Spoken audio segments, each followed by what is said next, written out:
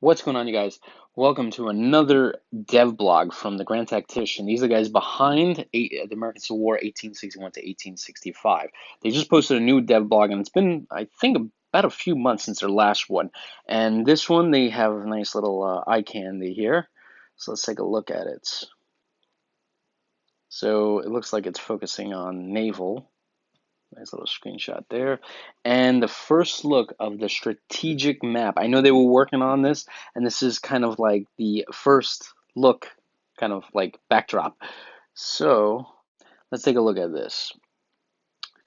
Fleets are being constructed. Construction of ships and creating fleets under naval officers is possible. Depending on capacity in your port, you can build ship types depending on available technology and resources. With certain policies, you can also import new ships types from Europe. That's cool. Assembling a fleet is as easy as managing the armies. Simply drag and drop ships from ports pool to the fleets. You can even do this if the ships are not yet finished. This will join the fleet once ready. Moving single ships between ports and fleets has a delay depending on travel speed and distance to cover. There are 26 different ship types available to build. Wow, that's a lot. From simple gunboat steamers, mainly civilian ships with some armament, to ocean-going ironclads. Each one has different attributes. For example, the number of days they can spend at sea.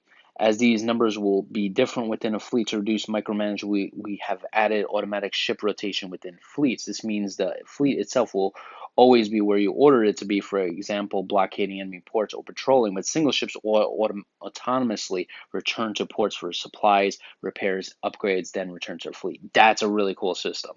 Really like that. That is really cool.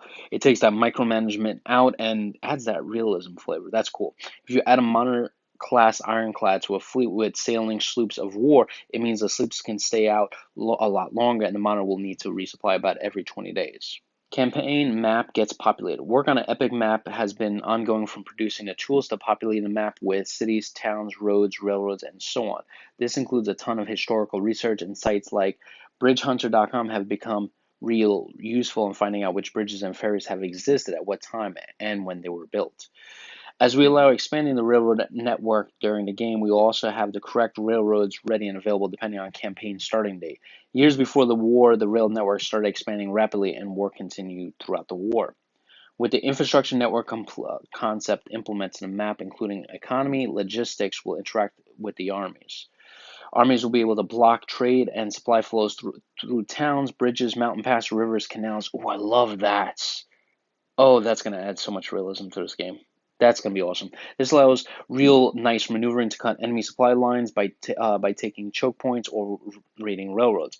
Taking a hold of the Mississippi River alone, for example, will be possible without the need to control whole states in the South. Nice. That's really awesome. Wow. This will take some time though, as the map is huge. Once ready, the map looks will be improved by the artist, and this will include also the beautiful paper map as seen in previous blogs. Bolstering the armies by adding customizable attributes to armies, and fleet player can make this experienced units more effective. For example, an army could become more effective in intelligence gathering in multiple ways. Using a balloon is slow, but with experience, the aeronauts can maybe direct artillery fire, make the army slightly more effective in sieges. Or an intelligence bureau will improve accuracy of information about unseen enemy movements and the information delay. Or maybe organize hand-picked cavalry scouts to work behind enemy lines like Wade Hampton's Iron Scouts. The amount of attributes for armies will be limited in number, so you will better choose wisely. And yes, here too we have aim for historical accuracy instead of gamey superpowers. Love that. Wow. Really love this developer, man. Really love him. We also added a little feature called History for commanders and units. This means the game will track what your armies and officers are doing throughout the game, listing dates of promotions, battles fought, and such. That's cool. Additional information about, for example, pre-campaign history can be added manually. This allows the player to better keep track of who's who in the military. Armies and fleets already roam the campaign map, and the campaign to battle to campaign link is established. That's awesome. So the strategic and tactical components already kind of already synced. So that's awesome. This game is past that big hurdle right there, because that's a big goal, because transitioning a battle from the strategic to the tactical and then back strategic side is requires some work, programming wise.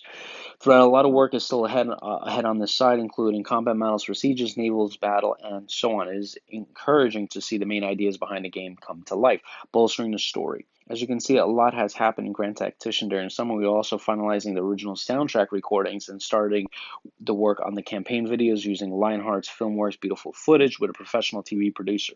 All this will allow better immersion into the Civil War world of Grand Tactician.